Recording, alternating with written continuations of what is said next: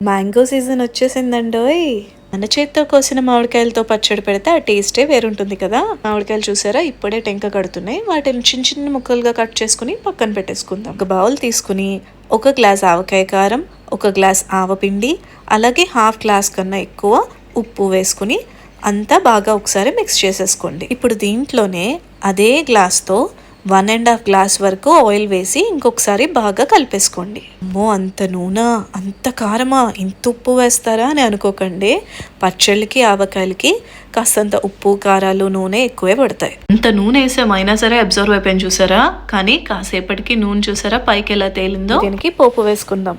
ఒక ప్యాన్లో నూనె వేసి వేడైన తర్వాత ఆవాలు, మినపప్పు, శనగపప్పు, ఎండుమిర్చి, కరివేపాకు, మీకు నచ్చితే వెల్లుల్లిపాయ కూడా వేసుకుని కొంచెం ఇంగు వేసుకుని కలిపి పెట్టుకున్న ఆవకాయలో ఈ పోపు వేసుకుని ఒకసారి బాగా కలిపే పులిహోర ఆవకాయ రెడీ. వేడి వేడి అన్నంలో నెయ్యి వేసుకుని ఆవకాయ కలుపుకుని తింటే సూపర్. అంతే.